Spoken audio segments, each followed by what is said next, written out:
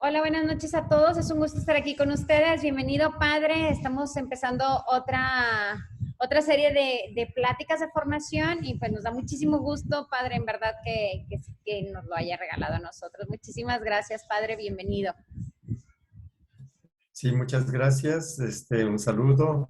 ¿Se escucha bien? Generalmente pregunto esto. Y sí, Y bueno, pues aquí estamos de nuevo. ¿Mm? pues, Ok, padre, en el momento en que quiera, padre. perfecto. Bueno, pues yo inicio y bueno, siempre es útil tener por aquí algún apoyo de presentación. Entonces voy a presentar por aquí un pequeño, o bueno, un breve PowerPoint, ¿verdad? Y como siempre, bueno, siempre pido la retroalimentación. Ya se ve por ahí el PowerPoint. Muy bien. Bueno, antes que nada, una pequeña aclaración sobre esta temática. Quienes han podido seguir la serie de videos en los cuales pues he evidenciado y los he remitido a verificar los datos sobre ideas, digamos, sin fundamento, ¿verdad? Atribuciones a la Iglesia oficial de documentos que no son oficiales o que no son del Papa Juan Pablo II, la grande, no sé, confusión que genera ese movimiento cultural llamado Nueva Era, ciertas prácticas antiquísimas que se confunden con Nueva Era, que se consideran demoníacas sin ningún fundamento y cosas por el estilo, evidenciaron una falta de formación fuerte, vamos a decir así.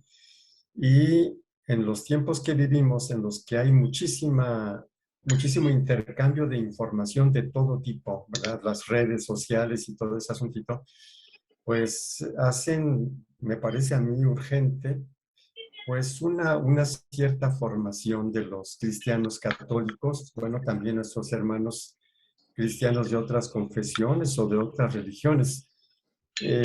Una formación de la mente, una formación del corazón, ¿verdad? Para que no nos dejemos llevar por estas cuestiones. En esta crítica fundamentada que he hecho a ciertos conferencistas, a ciertas ideas que circulan sin fundamento, pues han venido bueno, sí, muchas observaciones también sin fundamento, ya sea de tipo bíblico, ¿verdad? Pues afirmaciones sobre la Biblia, quizá que se entienden mal las cosas que uno dice, o sobre el idioma latín, el latín, o sobre etcétera, etcétera. Entonces, pues ahora quien guste, ¿verdad? Vamos a ir haciendo como un cierto proceso formativo tal y como lo sugiere al final el documento Jesucristo, portador del agua de la vida, ¿verdad? Ese documento no condena, no tiene autoridad para condenar nada y sugiere precisamente al final formación.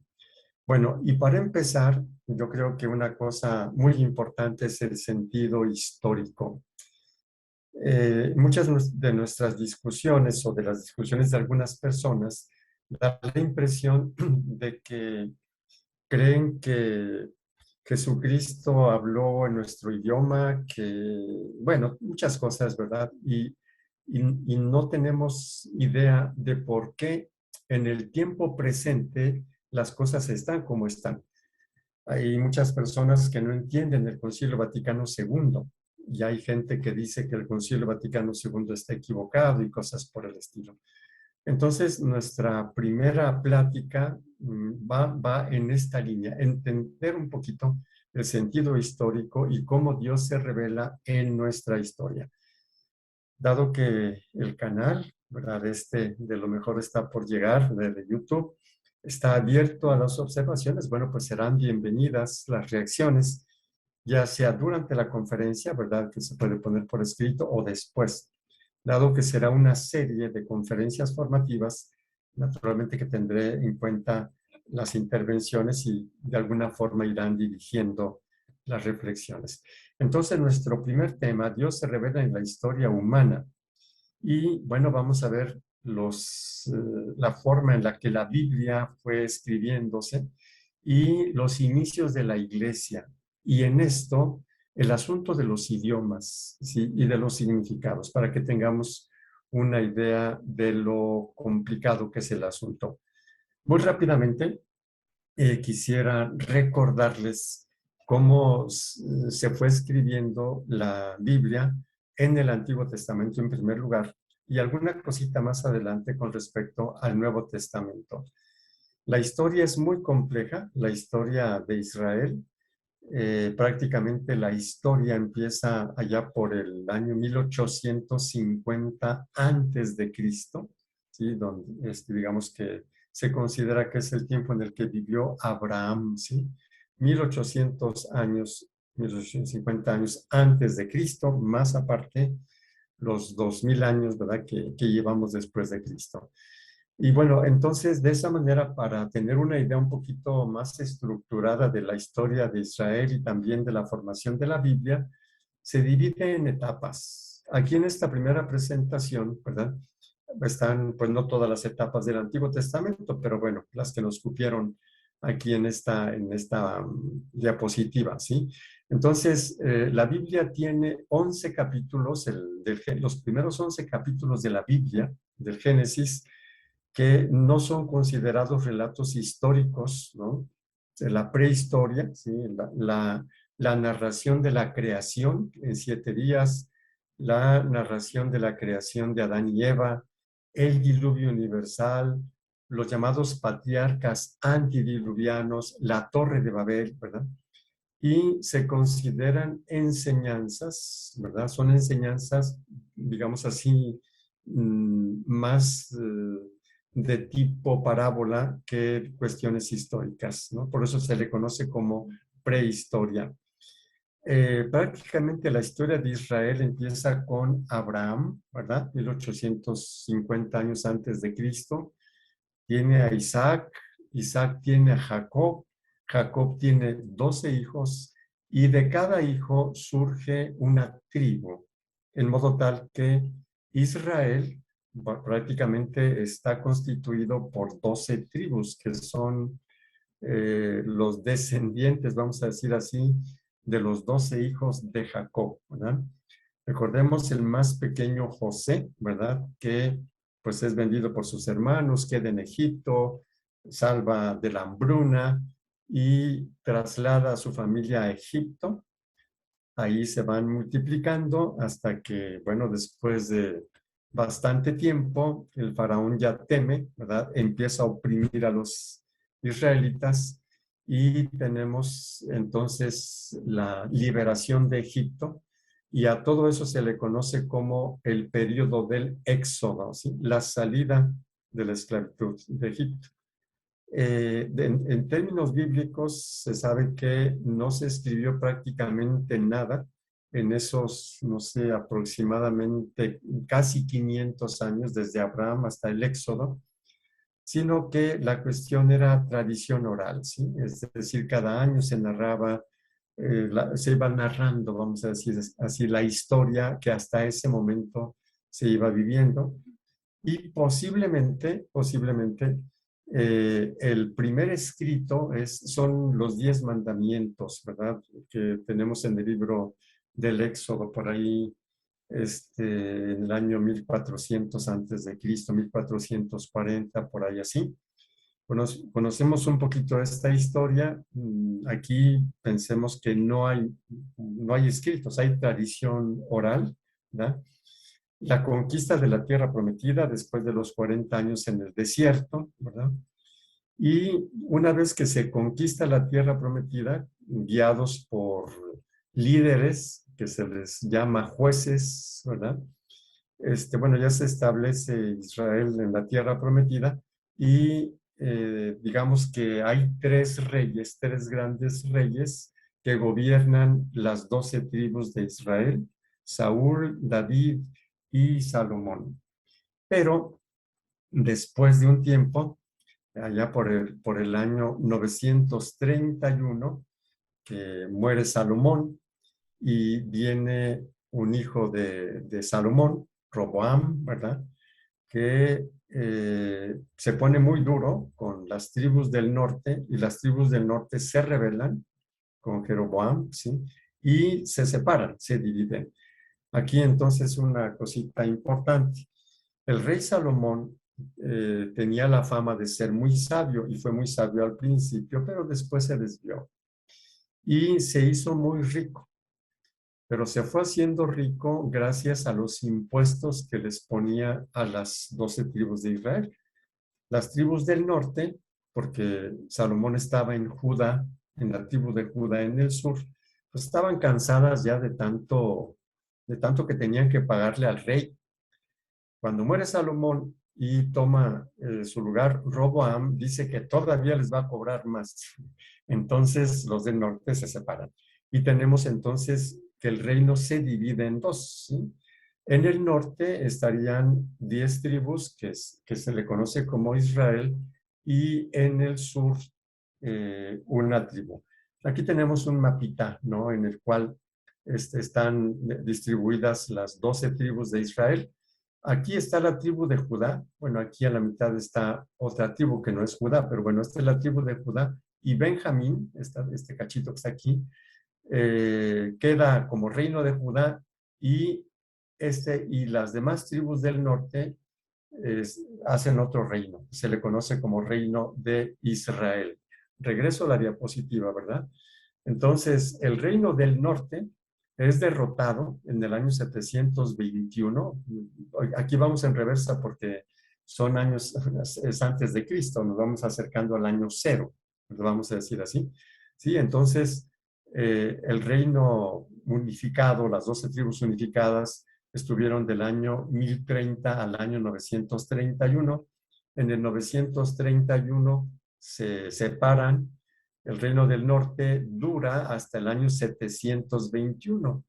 Y los asirios, ¿no? En este caso el jefe, Sargón de Asiria, invade y derrota al reino del norte y los manda a volar, ¿verdad? Los saca de ahí y lleva extranjeros a esas tierras, ¿verdad?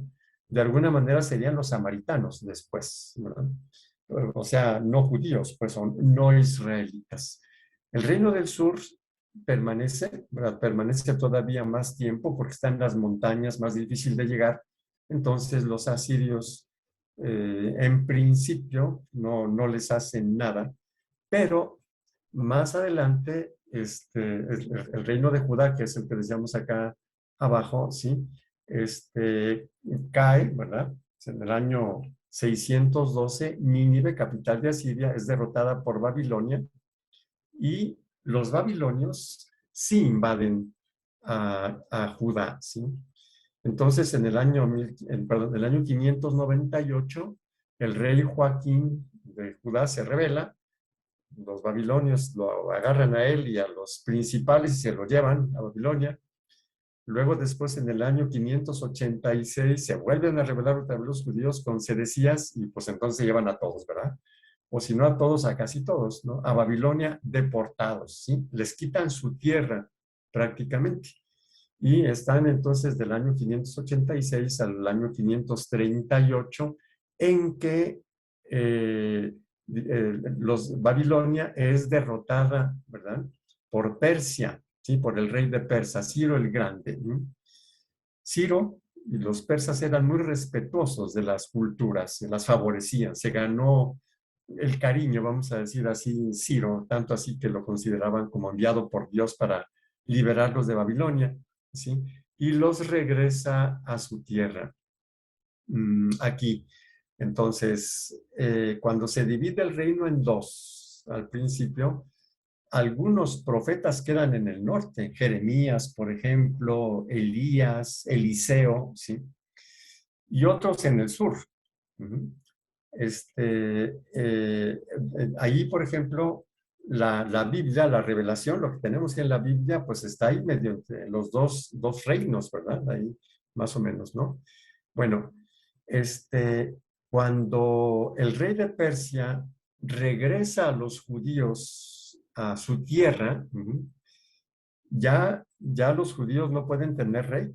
El rey es el rey de Persia, ¿sí? Muy buena gente, lo regresó, pero ellos no pueden tener este reino. Y aquí es donde viene una cosita importante. Lo pongo aquí en esta diapositiva. Cuando Persia derrota a Babilonia, permite el regreso de los deportados, de los judíos, llenos de patriotismo, o sea, dejan una tierra muy fértil y van allá a una tierra bien desértica, ¿verdad? Que es Judea, pero su tierra, ¿no? Si bien patrióticos, deseosos de reconstruir el templo, reconstruyen el templo de Jerusalén y las murallas de Jerusalén. Vean por qué el templo es tan importante. Porque estando desterrados en Babilonia no tenían reyes. ¿Quiénes eran los que de alguna manera reunían y gobernaban? Los sacerdotes.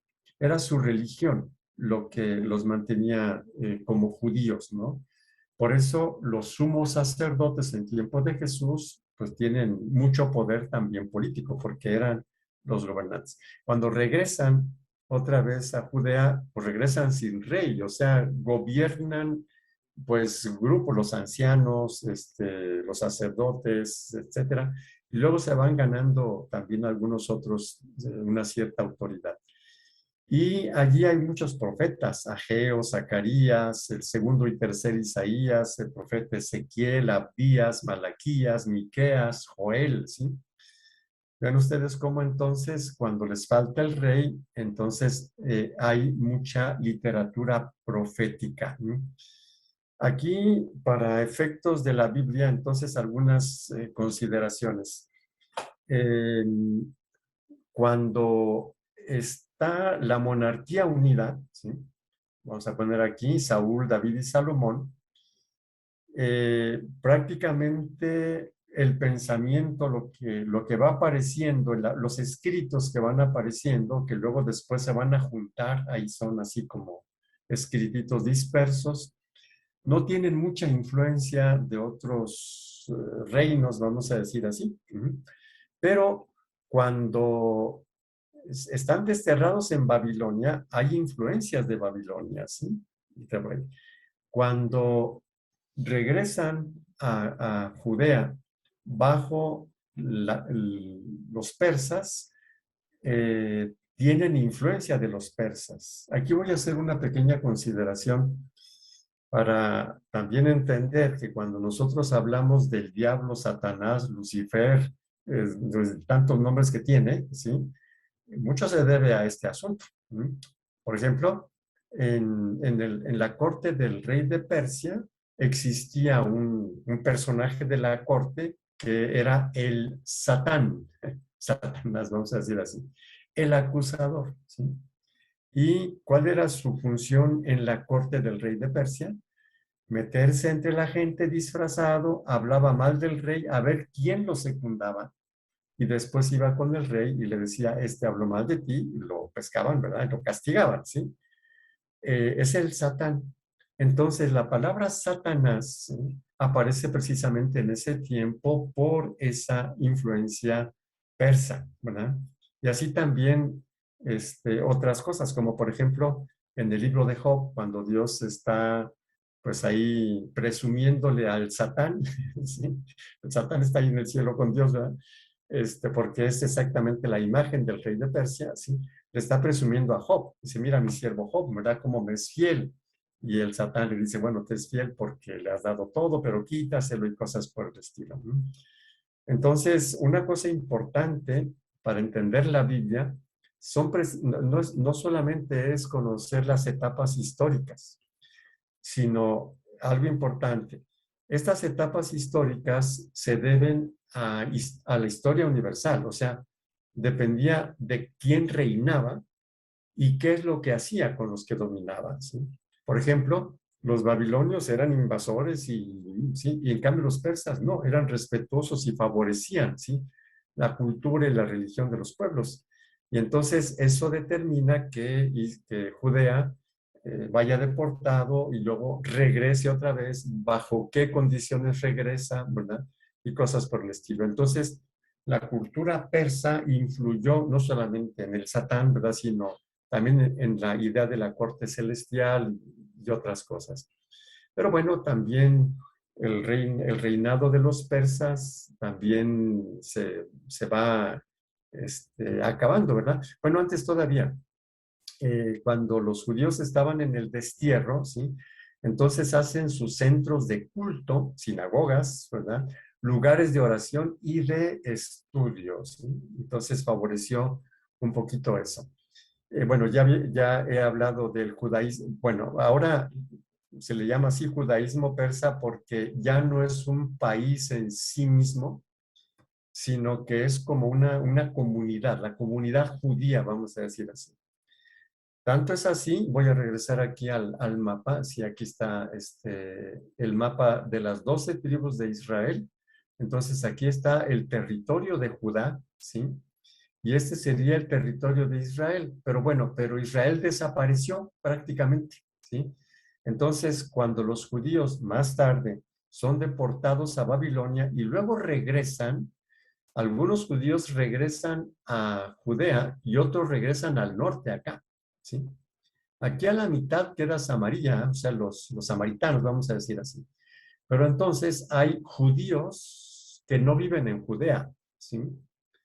Judíos que viven lejos, vamos a decir así. Y como Nazaret está en la parte no judía, por eso es que cuando a Jesús le llamaban el Nazareno, decían, de Nazaret puede venir algo bueno, porque digamos que los judíos que vivían en Judea eran de primera y los que vivían acá eran de segunda, ¿sí? Entonces, como Jesús venía de allí, por esa razón, ¿sí? Entonces, resulta que ahora el pueblo judío ya no es el pueblo que tiene un territorio, ya lo tiene, pues, pero está dominado por persas y luego por griegos y luego por romanos, ¿sí? Entonces, hay judíos de primera, judíos de segunda, y cuando Jesús iba a Galilea, se llamaba Galilea en el norte, tenía que pasar por Samaria, ¿verdad? Para ir a Jerusalén, y luego regresaba y pasaba por Samaria, ¿sí? Entonces, digamos que el pueblo judío prácticamente ya es una comunidad, ¿sí? Que tiene una cultura, un idioma, una religión y cosas por el estilo, ¿sí? Y entonces, cuando regresan de Babilonia, pues ya se le llama judaísmo, ya no es una nación con un rey propio, ¿sí? Y se le llama judaísmo persa, ¿sí? Después, en el año 333, Alejandro Magno, pues vence a los persas, vamos a decir así, y él es prácticamente del norte de Grecia, ¿no? Y lleva la cultura griega, lo helenístico, vamos a decir así. Más o menos por ese tiempo, pues acaban de vivir en Grecia Sócrates, ¿verdad? Ya había muerto Sócrates, Platón, Aristóteles, ¿sí? Entonces ahí los judíos tienen de alguna manera contacto con la filosofía griega, ¿sí? Y también ahí se va enriqueciendo, vamos a decir así, la cultura. Los griegos traducen la Biblia al griego, bueno, los escritos que habían estado anteriormente, los traducen del hebreo al griego, ¿sí? Para que también los de lengua griega puedan conocer ese asunto, ¿verdad? Y entonces tenemos que los judíos tenían como lengua oficial el griego, ¿sí? Allá por el año 63, entonces ya empiezan los romanos, ¿sí? Año 63 quiere decir 63 años antes de Cristo, ¿verdad? Cuando se calculó el año de nacimiento de Jesús, hubo un error más o menos de 7 años, ¿verdad? Por lo tanto, más o menos faltaban 54 años para que Jesús naciera, más o menos, cuando ya son derrotados los griegos y ahora tenemos el Imperio Romano, ¿sí? El Imperio Romano se extendió por todo el mar Mediterráneo, ¿sí? Y aquí tenemos una imagencita porque esto va a ser importante para la cuestión de los idiomas, ¿sí? El Imperio Romano, a ver aquí si se puede, si se ve el cursor, el Imperio Romano involucra todo esto, ¿sí? Va por aquí, todo este asunto. Sí, o sea, todo el Mediterráneo, este es el mar Mediterráneo. Pero resulta que más o menos de aquí para acá se hablaba el latín y de aquí para acá el griego. De hecho, si recordamos la historia, ya por el siglo V, prácticamente desaparece el Imperio Romano de Oriente, ¿sí? Y en cambio el Imperio Romano de Occidente, y en cambio el Imperio Romano de Oriente dura mucho más tiempo, ¿sí? Al grado que se le cambia incluso de nombre, se le conoce después como Imperio Bizantino, ¿sí? La capital del Imperio Romano de Occidente era Roma, precisamente. Bueno, Roma queda destruida prácticamente, ¿no? Y en cambio acá no, el centro del Imperio Romano de Oriente es Constantinopla, ¿sí?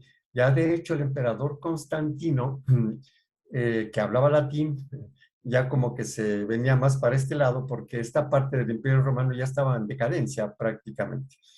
Pero para efectos de lo que vamos a querer decir el día de hoy, conviene recordar esta cuestión. Es decir, lo que está aquí en verde, que sería el Imperio Romano de Oriente, la lengua era el griego, la lengua oficial era el griego. Y Palestina se encuentra acá de este lado. O sea, sabemos muy bien por la historia de Jesús que los romanos eran los que dominaban a los judíos, ¿verdad? Pero eran romanos que hablaban griego, no romanos que hablaban latín, ¿sí? Por eso aquí ponemos entonces el problema de los idiomas. En el Imperio Romano de Occidente se hablaba latín, en el Imperio Romano de Oriente se hablaba griego. En Palestina la lengua oficial era el griego. Por eso el Nuevo Testamento está escrito en griego. Vean ustedes lo interesante de esto que está entre paréntesis. O sea, cuando San Pablo quiere hacer un viaje a Roma, ¿sí?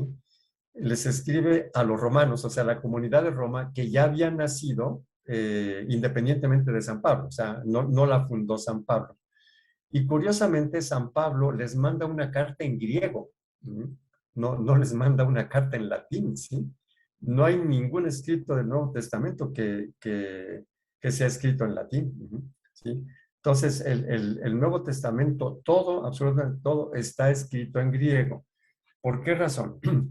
Porque claro que Jesús seguramente habló en arameo, ¿sí? O hebreo, pero más bien en arameo.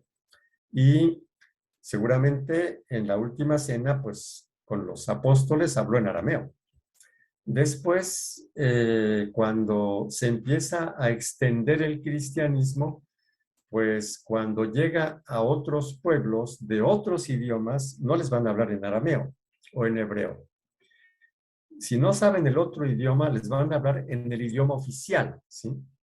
Que lo hablaban más o menos como podían, ¿no? Si es que no eran griegos. Los griegos sí hablaban bien el griego, pero los demás no.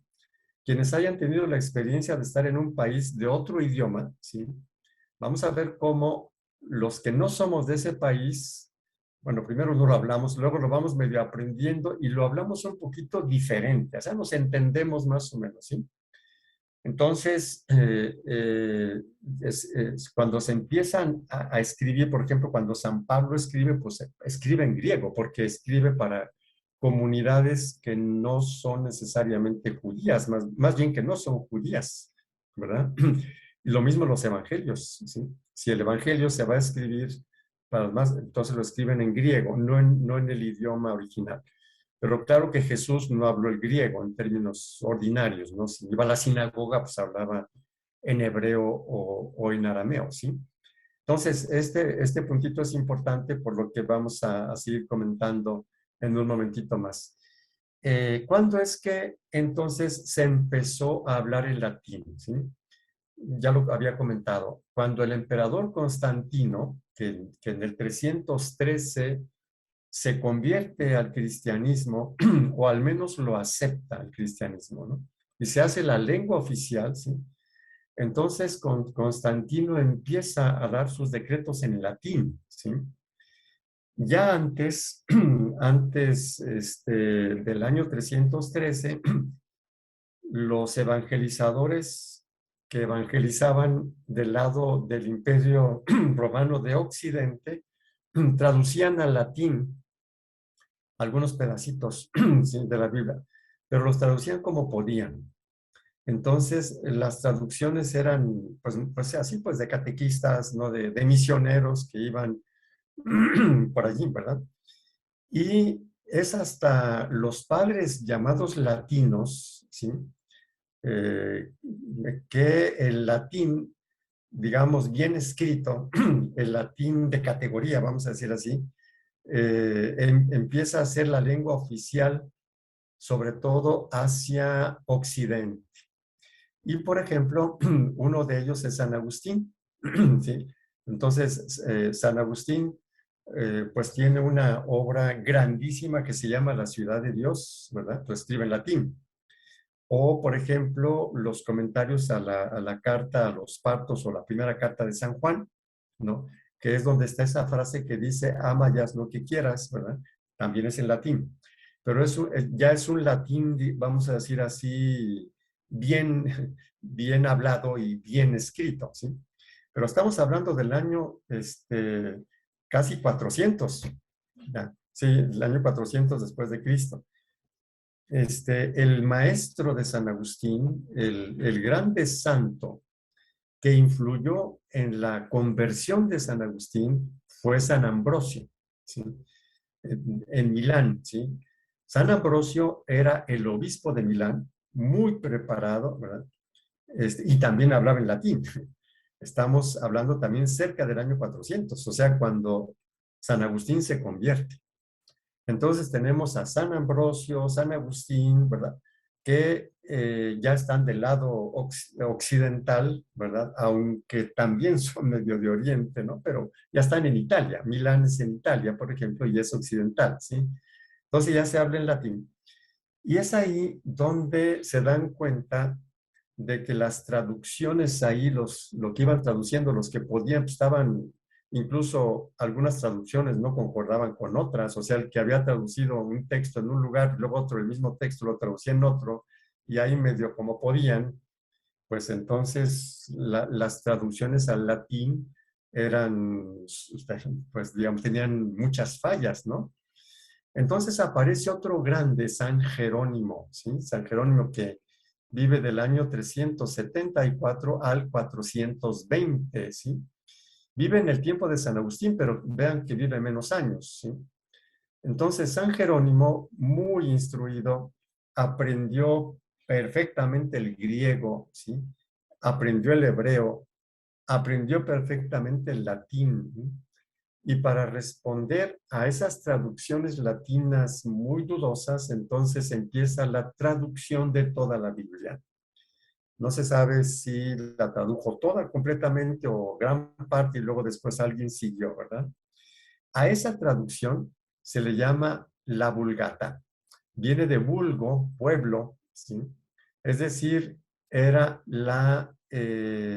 ¿cómo podemos decir? La traducción popular, ¿sí? O sea, era para que el pueblo tuviera conocimiento de la palabra de Dios, ¿sí?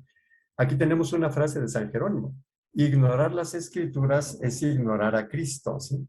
Y precisamente por eso traduce a la lengua popular.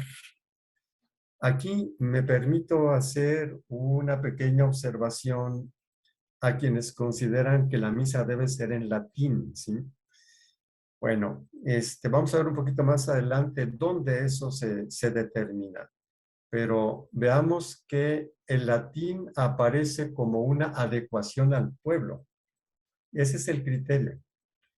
Cuando el Concilio Vaticano II, después de estudiar todo esto, conocer todo esto, con muchísima gente preparada y todo, revisan el tiempo del siglo XX, estamos en los años 60, 1962 al 65, se ve cómo la Biblia quedó fuera del alcance de los creyentes. ¿Verdad? ¿Por qué? Pues porque quedó en latín, precisamente. O sea, al revés, es decir, la función del latín, o sea, funcionó en el siglo IV, siglo V, ¿sí? Ya no en el siglo XX, ¿verdad? Y tampoco en el siglo XIX, pero no, pero bueno, no se habían puesto ese problema. Cuando la iglesia decide que todo mundo conozca la Biblia y que se traduzca a la lengua vernácula, la lengua de cada lugar, está siguiendo este criterio, ¿sí? O sea, si la Biblia se tradujo al latín, a un latín mucho más exacto, pero al alcance del pueblo, era para que no se ignorara la escritura. Como dice San Jerónimo, ignorar las escrituras es ignorar a Cristo, ¿sí? Entonces, no tiene sentido, no tenía sentido seguir hablando, vamos a decir así, o pronunciándose en un idioma que la gente no entiende. Exactamente es al revés el criterio, vamos a decir así, el criterio pastoral. Voy aquí a adelantar una cosita. Ven, aquí tienen ustedes una, una diapositiva, ¿verdad? Con las palabras de la consagración, ¿sí? Entonces, bueno, cuando uno celebra la misa en latín, uno diría, el tomen y coman, esto es mi cuerpo, diría, accipite et manducate ex hoc omnes, hoc est enim corpus meum. Esta es una traducción muy posterior, ¿sí? En todo caso, en el Evangelio, si queremos directo, diría de esta forma, ¿sí? Y es kai sae auto einai to soma mou, o mu. Así tendríamos que decirlo en todo caso. O sea, si queremos celebrar la misa como está en la Biblia, ¿sí? Y si quisiéramos hacerlo como Jesús lo dijo, pues de esta manera, ¿verdad? Ya ni se las leo porque ya ni yo lo sé leer, ¿no? Que es la escritura en hebreo, ¿sí? Es decir, es esto mismo, tomen y coman en hebreo, ¿sí? Así es de que si alguien piensa que Jesús habló en latín, pésimo. O sea, cuando Jesús estaba en su condición mortal, ¿sí? El latín era la lengua más pagana, era la del Imperio Romano, ¿sí? No quiero decir que sea mala, pero era la lengua que hablaban en ese tiempo Cicerón, Séneca y cosas por el estilo. Pero los hebreos estaban del lado griego, ¿sí? Entonces, en todo caso, deberíamos celebrar la misa en griego. Bueno, si pudiéramos, pues, también en hebreo, pero bueno, no lo sugiero mucho, ¿verdad? Entonces, ven ustedes que la cuestión es así como tan sencilla. Y una cosa que es importante, ¿sí? El latín está colocado en un contexto histórico muy preciso, ¿sí? Y claro, lo respetamos y es válido celebrar la misa en latín, pero afirmar que es la manera es donde no se sostiene en absoluto si es que nosotros conocemos la historia. Bueno, aparte de lo que ahorita acabo de señalar, o sea que, por ejemplo, el uso del latín se estableció en la iglesia como una necesidad popular, decir, de hacerse sentir. También hay otra cosa que quisiera señalar. Los concilios son eventos eclesiales que surgen cuando hay que responder a las necesidades del tiempo. El primer concilio, que lo conocemos como el Concilio de Jerusalén, fue por ahí como por el año 50, ¿sí? Unos 20 años después de la crucifixión y resurrección del Señor. ¿Y por qué se hizo el Concilio de Jerusalén? Pues porque se presentó un nuevo reto histórico. ¿Cuál fue ese reto histórico? Entonces, no olvidemos, Jesús nació desde el punto de vista humano como judío, perteneciente a la raza judía, religión judía, y aunque él nos trajo una novedad, sin embargo, él practicaba la religión judía, iba a la sinagoga, leía el texto, etcétera, ¿sí? Los apóstoles, después de la resurrección de Jesús, iban al templo, lo tenemos entonces en Hechos de los Apóstoles, ¿sí? Y por lo tanto, los primeros cristianos eran judíos, todos eran judíos. Y como judíos practicaban la religión judía, la ley de Moisés, y creían en Jesús y celebraban la última cena, la fracción del pan, pero practicaban la ley judía. El problema empezó cuando no judíos empezaron a creer en Jesús, empezaron a tener los dones del Espíritu Santo, etcétera, etcétera, y no eran judíos. Entonces se les presentó un problema. Si estos que no son judíos deben practicar la ley de Moisés o no. Y había algunos que decían, sí, o sea, tienen que practicar la ley de Moisés, toda la ley de Moisés, si no, no puede ser. Y otros que decían que no, entre ellos San Pablo. Entonces, tuvieron que hacer una reunión, ¿verdad? Ponerse a discutir el asunto. Hay diferentes narraciones y esto es una cosita que vamos a ir viendo también en su momento, como por ejemplo la visión de Pedro y todo el asunto, sí que es una manera también de decir eso.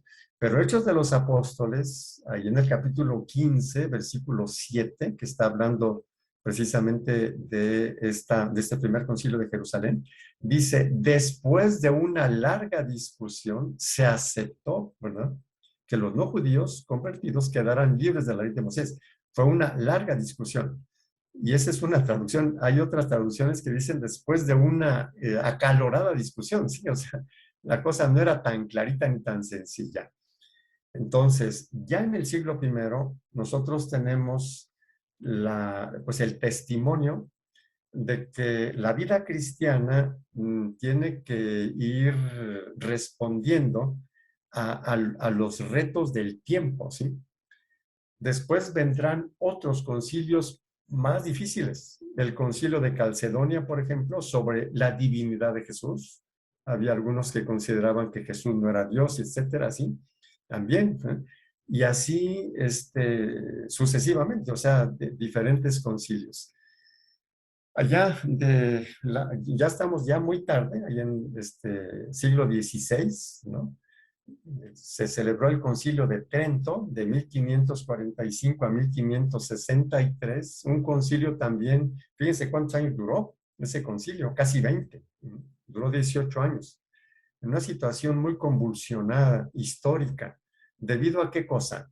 Debido a la división de la iglesia con Lutero, luego Calvino. Y claro que la iglesia tenía muchas cosas que corregir, ¿sí? Era una iglesia que se había enriquecido, que tenía demasiado poder, que total, un montón de cosas.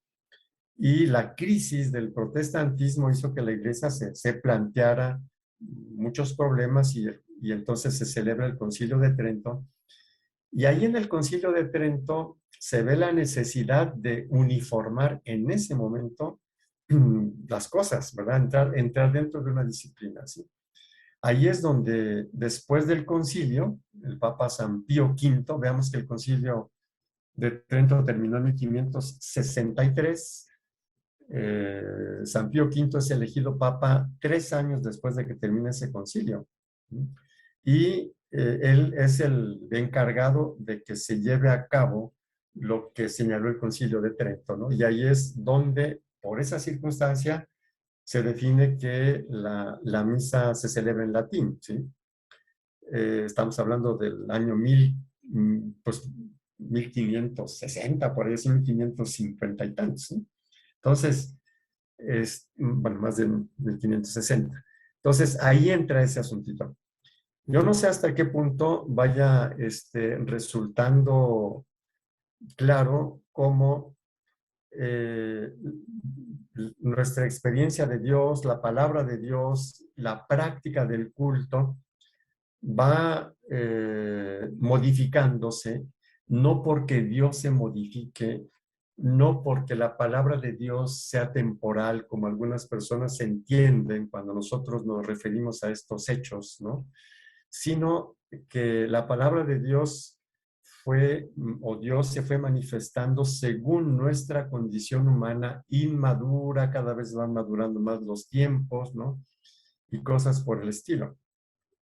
Cuando llega el Concilio Vaticano II, entonces las condiciones son muy diferentes al año 1560, ¿sí?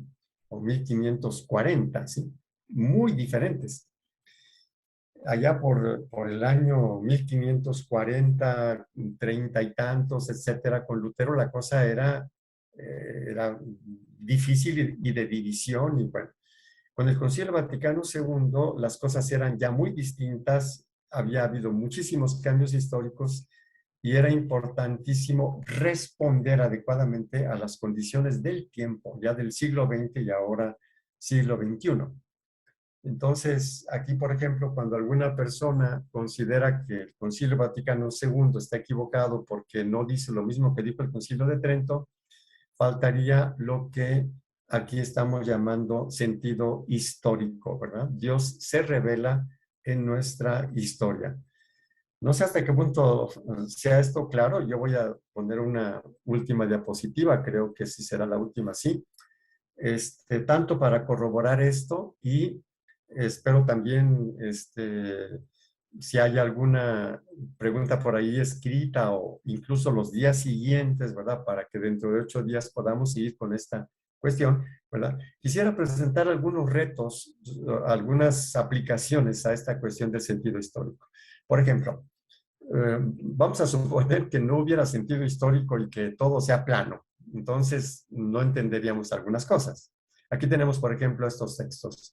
El libro del Éxodo, capítulo 20, versículo 4 y Deuteronomio 5, 8 dicen, no te harás imagen ni ninguna semejanza de lo que está arriba en el cielo, ni abajo en la tierra, ni en las aguas debajo de la tierra. O sea, no te harás imagen de nada.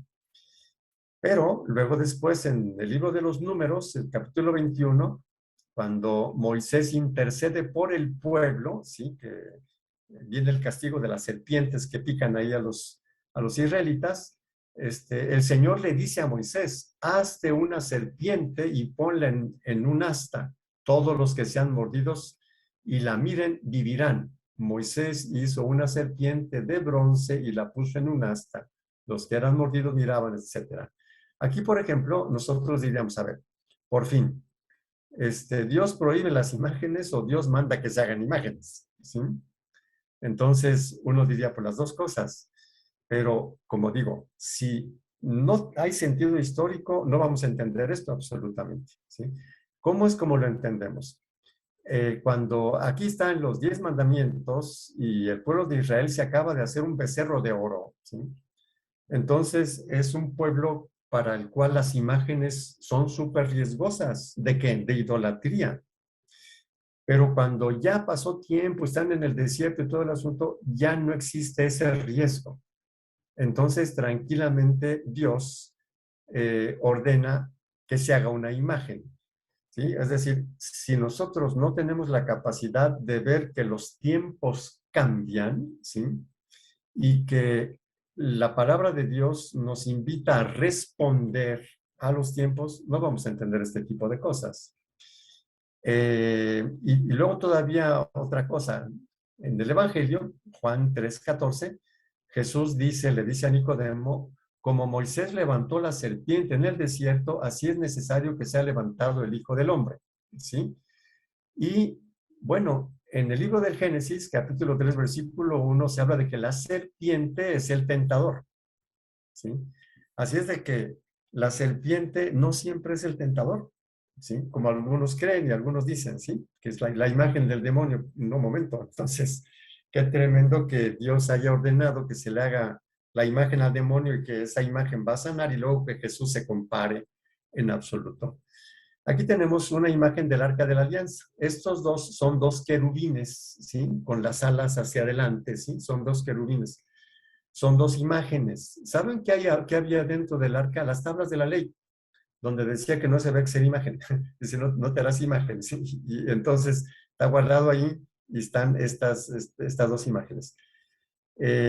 Digamos que si una persona no conoce la Biblia en su desarrollo histórico y toma un versículo así nada más, corre el grandísimo riesgo de una interpretación sumamente, no sé cómo decir, equivocada o no sé, sí, falla, ¿sí? Y es bien tremendo, bien difícil hablar con personas así, con personas que ignoran, no tienen sentido histórico y cosas por el estilo, y bueno, y alguna cosita por allí, y así. Bueno, entonces, por hoy yo diría esto, ¿sí? Porque vamos a ir, vamos a continuar, vamos a decir así, sobre esto. El día de hoy, el objetivo era, mm, ¿cómo decir? Como favorecer la comprensión del sentido histórico de nuestra experiencia de Dios, empezando por la palabra de Dios.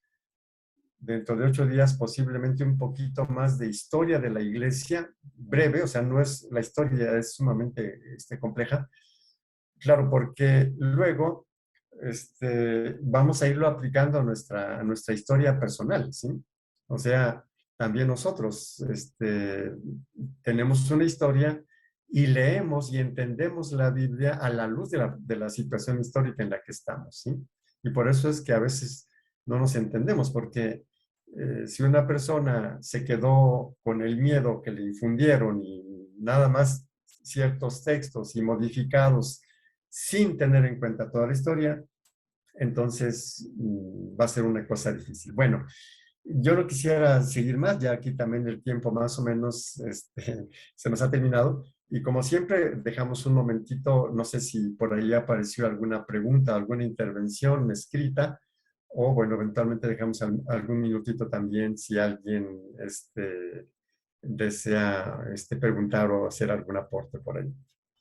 En Facebook no tenemos ningún comentario, padre. De los que estamos aquí en sala, ¿alguien tiene algún comentario? ¿Alguien quiere hacer alguna pregunta? Está el micrófono abierto para ustedes. Si la hay, ¿verdad? Si no, ningún problema, ¿eh?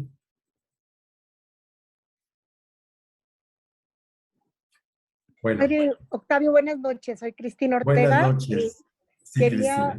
Quería comentar en relación al tema de las imágenes, que es ciertamente un tema polémico en el diálogo con los hermanos separados, ¿verdad? Incluso creo que es un tema común en el diálogo con muchas denominaciones, ¿verdad? De los hermanos cristianos, evangélicos o protestantes, bueno, ¿cuál pudiera ser la argumentación más sencilla?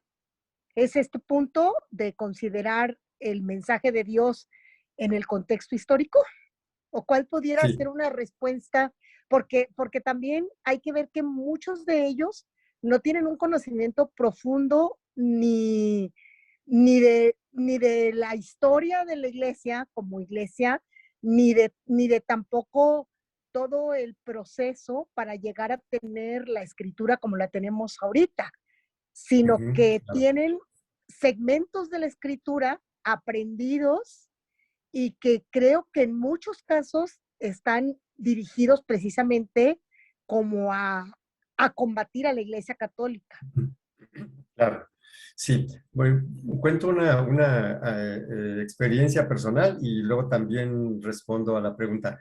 Hace, no sé, unos 20 o 25 años que estaba en Guadalajara, había una locutora que a veces me invitaba a programas, una vez ya lo comenté, ¿no? Con Cuatro Brujas y el Maestro de las Brujas, pero en otra ocasión fue con pastores protestantes, ¿verdad? Con pastores, algunos de grupillos y todo el asunto, porque había tenido también un programa más o menos de este tipo. Entonces yo dije, bueno, sí, claro, voy con mucho gusto, pero yo me llevé un escrito copiado para cada uno de ellos, en los cuales les ponía estos textos. Les decía, a ver, si ustedes interpretan la Biblia de esa manera, seleccionando versículos e interpretándolos literalmente, a ver, explíquenme esto. Y les puse, no sé, como 4 o 5 cosas, entre ellas las imágenes, ¿no? Como el que acabo de poner ahorita. O sea, se los digo, a ver, explíqueme. Sí, y ahí pues, la discusión, y no sé cuánto. Y al final, no al final, sino después de que no sabían cómo responder, me dicen, bueno, ¿y tú cómo lo explicas? A mí me lo dicen, me preguntan. Entonces, yo les digo, si no tenemos un conocimiento histórico, que es lo que ahorita comento, si no lo vamos a entender. Entonces, una cosa que se puede hacer con las personas así es sacarles los textos contrarios a los que defienden. Por ejemplo, yo ahorita saqué solamente algunos, ¿no? Sobre las imágenes, Si tienen ustedes algún otro texto que la gente diga, por ejemplo, si llegan y me dicen, mire, ¿por qué tienen imágenes? Si aquí dice, no te harás imagen, ¿verdad? Lo que dice el Éxodo, cité, entonces yo les presento el Arca de la Alianza, el de la serpiente, sí, son imágenes, a ver, ¿por qué Dios ordenó imágenes entonces? Esa sería una, no sé si ahorita haya algún texto que también privilegien ellos, ¿verdad? Pero cuando les pregunto esto, entonces ya se quedan así un poco, ¿verdad? Y la segunda cosita es que cada cosa vista en el proceso histórico se entiende mucho más profundamente. Por ejemplo, el problema de las imágenes es la idolatría, no el mono ese, el mono que esté ahí o la mona o lo que sea, ¿sí? Esa es una piedra, un yeso, lo que sea, ¿sí? El problema es la idolatría. O sea, la imagen que se hicieron del becerro de oro, pues no era el becerro en sí, o sea, sino ponerlo como Dios. Entonces, diría, si yo voy conociendo el sentido histórico de la Biblia, claro que cuando yo lea un artículo, por ejemplo, si yo estoy rezando el breviario y en la lectura o celebro la misa, y en la lectura aparece ese texto del Éxodo, no te harás imagen, etcétera, etcétera, claro que a la luz del todo yo entiendo, no te harás ningún ídolo. No vas a poner a nadie en lugar de Dios. Prácticamente sería ese asuntito, ¿verdad? Esa sería.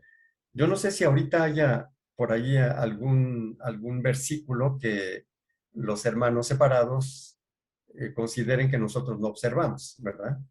Les cuento también otro hecho, pero estuvo en Italia cuando alguien ahí yo que era sacerdote y me dice, oiga, ¿usted cree que es muy difícil cumplir lo que Dios dice? Y le digo, mira, dime concretamente de qué quieres decir, porque dice, ¿por qué a Dios no le llaman Jehová? ¿Verdad? Entonces, yo le digo, oye, ¿y sabes qué diferencia hay entre Jehová y Yahvé? No sabía, ¿sí? Entonces dice, pues Jehová es en hebreo y Yahvé es en italiano. Le digo, no, es lo mismo, nada más que sabes una cosa, en hebreo no hay vocales, solo hay consonantes, ¿sí? Y entonces las vocales, algunos le ponen unas y otras, es lo mismo exactamente, nada más que algunos lo pronuncian Yahvé y otros Jehová, ¿sí? Así que primero estudia, ¿sí? ¿Sí? Lo mismo también, a otro le pregunté, le digo, a ver, ¿tú sabes qué había arriba del arca? Y sí supo, dos querubines. Le digo, ¿y sabes qué había dentro del arca? Y me dice, los panes de la proposición. Le digo, esos ya se hubieran hecho duros. No, las tablas de la ley donde decía ese asunto, ¿sí? Entonces, otra forma, pues sí, es un poquito hacerle este tipo de preguntas. Nada más que para esto sí conviene que nosotros tengamos, pues, conocimiento de otros. Es lo que diría Cristi. Y no sé si haya por ahí algún otro texto aparte de imágenes y también podemos ver cuáles son los textos que, sí, no, Muchas gracias, padre. al contrario, con mucho gusto. Bueno, muy bien. Pues yo creo que, bueno, por hoy ya hemos tenido nuestra hora. Si hay algo más, bien, pero si no, pues tranquilamente nosotros podemos concluir, ¿verdad? Ujú. Creo que no podré, a menos de que alguien ahorita quiera hacer alguna pregunta. Sí, padre, yo una segunda cosa, Sí. el tema o sea, de la separación, digamos, de las iglesias, lo iremos viendo más adelante. Sí, si gustas. Ahorita preguntarías algo de esta separación de las iglesias.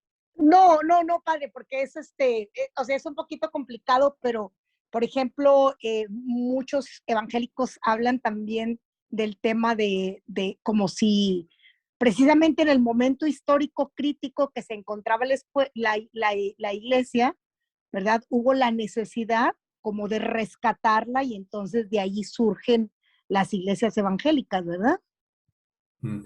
Sí, ok, perfecto. Sí, o sea, lo que sería la intención de Lutero, por Es, ejemplo, de Calvino. exactamente, sí, Claro. Lutero y No, sí, Calvino claro.